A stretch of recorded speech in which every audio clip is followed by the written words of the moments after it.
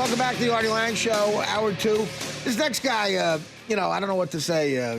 I can't say enough. I mean, after I crashed and burned, as I say in my book, because of heroin addiction and a bunch of other things, and tried to commit suicide with a knife and drinking bleach, if you could believe that, I went into the kind of misery I wouldn't wish on any human being who's ever lived. Maybe Hitler.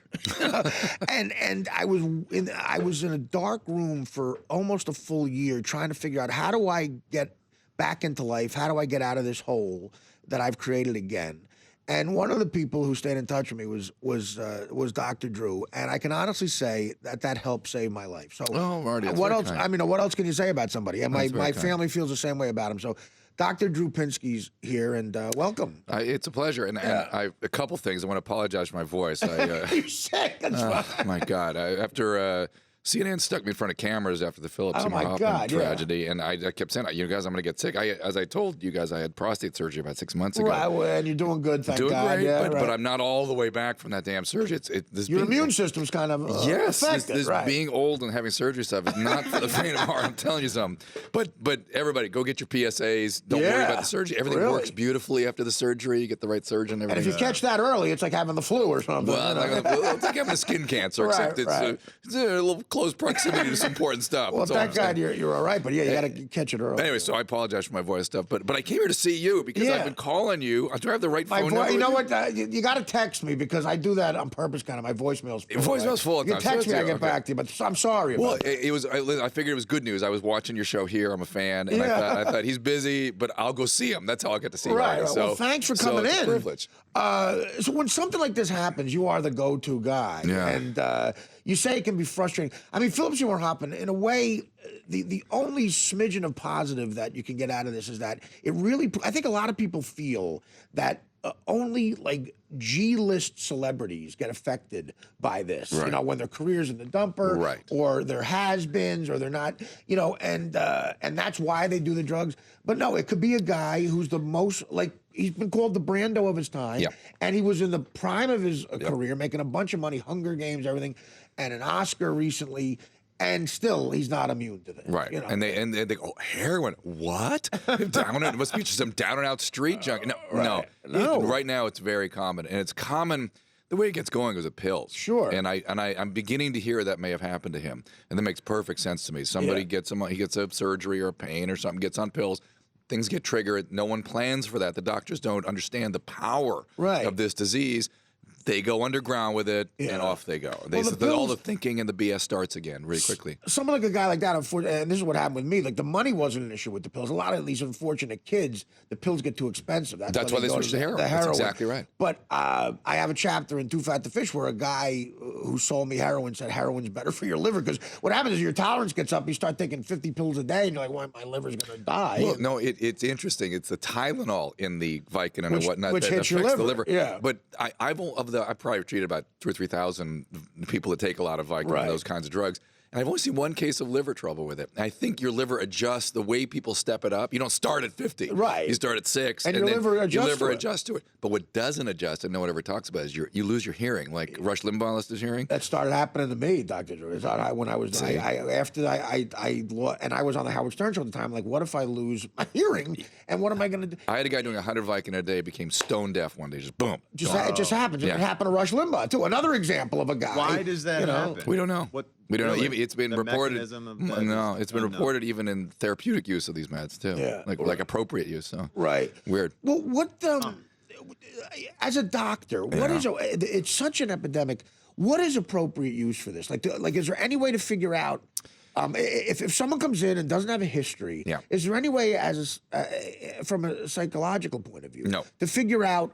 Okay, you're really in pain. If I give you this prescription, you might become an addict. Is there any way to figure that out? Two things, easy things. One is, three. Have you had any history of addiction, alcoholism? And no one asks that damn question. That's the obvious one. But number two, family history. Right. Okay. Family history of first-degree relatives with alcoholism or addiction. All right. And then this is going for more than 2 weeks. If this goes on for more than a couple of weeks, we got to look at this. Then it's like you're searching for it. Well, you gotta understand the condition and smell it and sense it, and then deal with it. What happens now is if somebody comes in and this happens, then they get dismissed as a bad patient. Right. Oh, he's a bad patient. He's got a behavior problem. We got to control. We got to call the pharmacies, everybody, and leave him out in the cold. Where do you think he's going? How does it happen this day and age? There was an article in today's paper. Yeah, a doctor in the Bronx. I know, I didn't see it. I gotta read that. You got to read it. Yeah, it's in today's Daily News and the Post. I think the Post. Yeah. How does that happen? That this guy is writing that many scripts and gets away with it for that long when it's so public now? Yeah. Well, there was a school of thought not that long ago, maybe 10, 15 years ago, that who are we as physicians to say somebody is or isn't in pain? Right. The patient can dictate when they've what had do you enough do? medication. You're like, guy said, look, I'm in this pain. Yeah, what you do is you have a more sophisticated approach. You know, you go, well, let's kind of short-term this. Let's have other plans. Let's bring other specialists in who know addiction, know what to do with it, and really look at alternative means. Not just patients used to be able to come in and say and dial in exactly what they wanted. I'll have 100 milligrams Demerol, a couple of fentanyl patches, give me 6 of those Klonopins. It was like a farm, like they'd walk into the pharmacy and dictate their care. Yeah. That was not that long ago. Yeah. Now those patients, you think they're doing okay today? Right. We got to deal with that. Yeah. Well, you've dealt with a lot of celebrities. Did you ever meet Philip Seymour Hoffman? Did you not. know? I did not. Funny, I'd heard about him for a long. These circles are pretty tight. Right. And he was someone that was an inspiration for a lot of people. He helped a lot of people. He was 20 years sober and apparently pretty solidly so. And those guys, when they relapse, they go deep underground because they're so ashamed. Yeah. And the guilt is crazy. Tremendous guilt. Are you good? That's what I'm coming here for. No, like I talked about. You talk about. I mean, listen, me of all people. In the last 4 years, I've had 2 relapses. In Paris, I got drunk and I got arrested about 2 years ago. And that's good. A little over 6 months ago, I got a prescription for Vicodin from a doctor. Me, the receptionist recognized me, and I had back pain, and they gave me a prescription. I got 10. Okay, it was supposed to last me for 10 days. Yeah. I took 10 in 8 hours. Yeah, of course. And then the one thing is I went to an AA meeting afterwards, good. Which is something I never would have done before. Yeah. And I got great friends, and you call them. I had a sponsor for the first time in my life. But the fact of the matter is, that's good. As soon as it got you in my did the right thing. And did your thinking get screwed up immediately? No, as soon as it got there. And it shows you how weak you get. It's not weak. That's the biology of this disease. I'm sorry, but that's what makes me so angry about this. Right, because, I mean, you're a guy, it's a disease. You're triggering a disorder in your brain of motivational disturbance where everything else shrinks and one motivation prevails. Right. And your usual judgment and thinking and all the things that you use to make your life good and successful and have a career and love your family, all that shuts down. Yeah. And all that matters is the desperation and the using. It's all that matters. Well, something I got to say about you is a lot of people say, oh, these guys on the celebrity rehab, blah, blah, maybe it didn't work, it worked out. But, I point to people that you did help. One is a guy, Steve-O, who I'm friends with. Steve-O's awesome. I mean, listen, I hung with Steve-O a couple times in L.A. We were dangerous together. I know. Now he's what I call a full recovery. He really is. Yeah, I mean, he's really going. Of all people. I know. I mean, Dr. Drew, like 5 years ago, me and him, they had something called the Guys' Choice Awards for Spike TV, and we both were presenters. I did stand-up out there, and he presented, and we were backstage. He was on whatever he was on. It was almost like the Bugs Bunny cartoons with the hearts coming out of it. Oh, no. And I was with him. I was worried about him. The guy with me was worried about me. I almost took him to the hospital in my state. I was worried about him, and if I went to the hospital, the guy it would have been like in Goodfellas. Really, no, you're staying here too. Yeah, right. And for that guy, and I know you worked with him closely, and he'd speak so highly of you. And I would say, directly, you helped me too. Well, that's very kind. You mentioned the Vicodin thing. Let me tell you, I don't. This is a deadly disease. Right. You know what I mean? If I take care of people with this disease, people are going to die. Right. That's just the way it works. And there are more people from celebrity rehab that are going to die because they. Well, you said opiate addiction. It was what hit home with Philip Seymour Hoffman. We're the exact same age. Yeah. I saw 67 in 2014. That's the exact 46. And you said I heard you a couple hours afterwards. You said they rarely see their 50s. If they opiate addicted people rarely see their 50s. Well, if they struggle and never get sustained sobriety, right? But the special subset is the people with sustained sobriety that have a major relapse and don't get back. Right. Those are two groups that have difficulty seeing 50. Yeah. Wow. It's tough. It is really tough. It's a really dangerous disease. And if we were talking about cancer, people go, "Oh, okay, I get it." Right. But because it's addiction, it's your problem. It's your weak, whatever. No, it kills people. It kills people routinely. And I don't talk about this stuff because it's deeply disturbing to me. But the Mike Starr's death reminds me of what you just described. Listen to this. Mike Starr was a lifelong drug addict. We got him off meth. He was doing great for like 18 months. I mean, great. And he all of a sudden one day goes, I'm moving to Utah. I'm starting a new band. We're like, oh, Jesus. Okay. Whenever somebody does something extreme. Whenever I say that to people in my life, they're like, what are you doing? Yeah, right. It's like, well, wait. You're leaving your support network. So we were like, please don't. I'm going to live at Cirque Lodge. I'm going to have all these sober friends. He does it. We stay in touch with him for about a month in. We have such great ideas, addicts. He calls me and he goes, I'm having back pain. And I go, please, Mike, do not see a doctor. Do not see a doctor. Do not say, well, I've got this. Please don't. 2 weeks later, dead. 2 weeks later, the great actor Mike Starr. The guitar player. Oh, the guitar player Mike Starr. Yeah. And what did he die of? An overdose? Of the pills. Of the pills. My patients don't die of heroin; they die of pills. Wow. They're heroin addicts. Somebody gives them pills, and they just go. And they just you saw what you did. Imagine if somebody gave you a supply of 90 of the Vicodin, right? And then some sleeping pills. Was he mixing it with booze and stuff? No, it's benzo. And a lot of people go to the benzos. So now describe benzos and booze are the only two things withdrawals that can kill you. Describe what's the most dangerous pill out there? You think? Well, you're asking two questions. What is the benzo? Yeah, benzo is Valium. Xanax, Valium. Artie and I used a shorthand.